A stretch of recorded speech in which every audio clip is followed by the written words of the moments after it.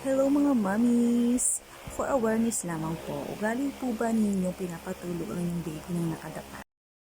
Mga mamshi, wag na wag po ninyong patutulogin ng nakadapa ang inyong mga baby, lalong-lalo na kung kabago-bago lang nilang dumede.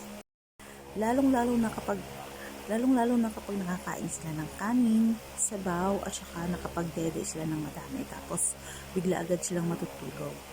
No, that's a no-no, mommies. Dahil itong mga mami sa true stories po ito, meron po itong isang mami na meron siyang 1.5 years old na baby. After po dumedi ng baby at kumain ng kanin with sabaw, busog na busog ang baby, okay? So take note, busog na busog ang baby, tapos biglang natulog yung baby. So yung posisyon ng baby niya is nakadapa. Ayon sa mami na to, usually daw ito ginagawa ng kanyang baby na natutulog ng nakadapa. So mami, parang hindi po niya binigyan ng pansin yung pagtulog ng kanyang baby na nakadapa at that time. At hindi siya aware na ang baby niya busog na busog, kakadede lang at kakain ng kanin with more sabaw. So ang nangyari, nakadapa, natutulog ang kanyang baby. Siguro dumating dun sa point na parang hindi na makahinga ang kanyang baby. So yung tendency kasi guys ng baby kapag hindi makahinga at busog siya, isusuka niya yung kanyang nakain o nainom. Pero that time, dahil nakadapa ang kanyang baby at walang strength para mag-rolling up, mag-roll, or mag-iba ng posisyon, mag-change position, ang nangyari, yung suka ng baby napunta sa kanyang baga. So, nasuffocate siya. So, yung kanyang kinamatay ng baby niya pulmonya.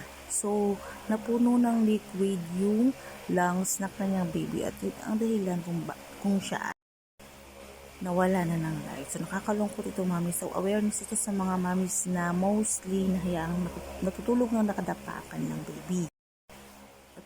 Natulog daw yung baby 9 p.m. Nagising yung mami 12 midnight para umihi at napansin niya na para may pupo si baby.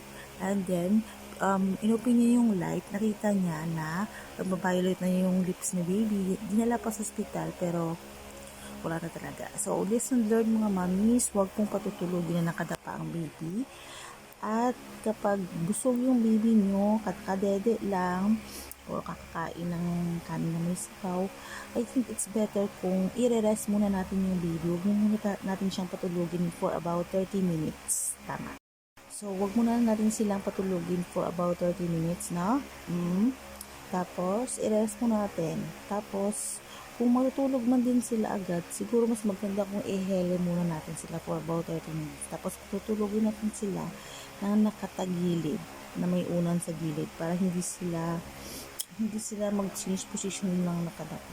Kailangan may unan sa tabi nila or nasa tabi natin sila. Yun na mga mami. So, ayun.